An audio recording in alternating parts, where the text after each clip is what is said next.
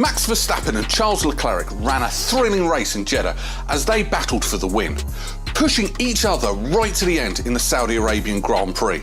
But it was the reigning world champion who won. On Saturday, Sergio Perez made history by being the first Mexican driver to take pole position in a Formula One race. He beat out both Ferraris and his teammate Max Verstappen with a thrilling lap. Perez led Leclerc until the pit window opened. A safety car was brought out almost immediately afterwards after Nicholas Latifi lost control and hit the barrier. Leclerc and Verstappen both came out of the pits ahead of Perez, and from then on it was the front two with Leclerc taking the lead for the majority of the race. In the end, Verstappen held off Leclerc's late pressure to take the checkered flag and start his title defence in 2022.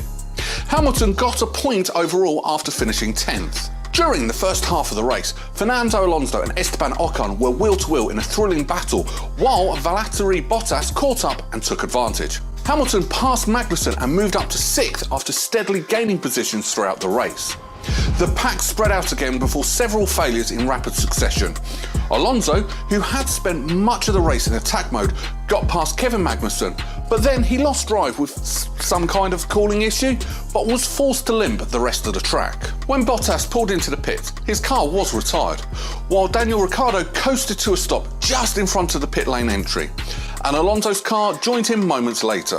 Hamilton, however, was still on the hard tyres he started the race with. It closed the pit lane with a virtual safety car as Magnussen and Nico Hülkenberg pitted under the yellow flag. And while the Monesque drove smartly, it remained to be seen if Verstappen could make the move stick. Verstappen fought hard for that victory, repeatedly attacking too early and granted Leclerc DRS on the main straight. But eventually, he managed to hold off Leclerc. As they passed the detector, Leclerc made sure to stay in front. Leclerc attempted to mount his own attack, but he only had a few laps left. And as a result of contact between Alexander Albon and Lance Stroll, Verstappen was given a reprieve as he attacked once more, and although Leclerc fought just to the finish, Verstappen held on to take his first win of the season. Having struggled, Lewis Hamilton only manages 16th in qualifying with the Mercedes. "I'd just like to apologise to my team," said Hamilton.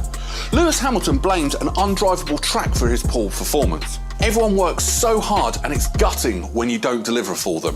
Mercedes suffered a gutting Q1 exit and a 5-year low in qualifying for the Saudi Arabian Grand Prix, with Toto Wolff saying his team's performance so far is totally unacceptable. It was a huge shock for F1 fans to see Hamilton eliminated in the first portion of Saturday's shootout in 16th place, his first time failing at the first hurdle since the 2017 Brazilian Grand Prix crash. After qualifying, Hamilton gave a disconsolate interview to the media and blamed a setup change for his slower time than teammate George Russell, who qualified 6th. He was downbeat about his chances on Sunday. As a result of Mick Schumacher's high-speed crash, Hamilton will start 15th in today's race. When asked if he was surprised, Hamilton replied, "Yeah, of course. I thought the setup was good in P3. I went in a similar direction and maybe went too far. The car was just undrivable and so nervous." Hamilton said that his car had never been that bad and hinted that he might start from the pit lane, which would let Mercedes change his setup again since we aren't in Parc Fermé conditions. On Sunday's warm-up lap, Yuki Tsunoda's AlphaTauri came to a halt during his Saudi Arabian Grand Prix. During the race, the Japanese driver reported engine problems over the team radio before abandoning his stricken car and jogging back to the pits. Latifi, who was fighting from behind, lost control around lap 20. He steered to the left and lost his car, causing him to crash into the right wall. FIA brought a safety car onto the track while many drivers decided to change tyres as the stewards needed several laps to clean up the mess on the track. Despite having a number of reliability issues, Magnussen struggled to finish both Friday sessions into P20 during the Jeddah weekend. As teammate Mick Schumacher crashed heavily, Magnussen took the lead for Haas, placing his car P10 on the grid. Magnussen was one of only 3 drivers to start the Grand Prix on the hard tyres on Sunday evening, and his race strategy then looked to be imperilled when the safety car was deployed on lap 16, allowing the majority of the field to pit.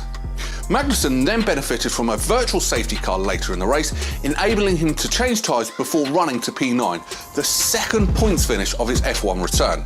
As a result, Ferrari leaves Saudi Arabia with 2 podium finishes, in 2nd and 3rd place, consolidating its lead in the Constructors' Championship and with Charles Leclerc and Carlos Sainz top of the drivers' classification.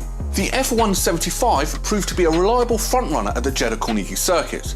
There was very close racing all the way to the checkered flag between Charles and Max Verstappen. The Monesque finished just 549 thousandths behind the Dutchman. He could have challenged the world champion if it had not been for a yellow flag at turn 1 on the penultimate lap, which allowed the Ferrari to pass in front. Ferrari's Carlos delivered a solid performance and the crew performed a perfect double pit stop. Charles took home an exceptional 2.6 seconds, while Carlos took home 2.7 seconds.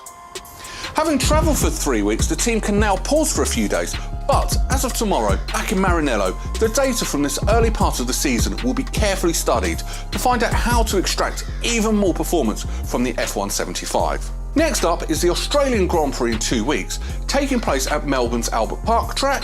The Australian Grand Prix is the third round of the championship and it's the first event to take place at the track since 2019. We hope that this video gave you good insights into how Formula 1 is doing right now.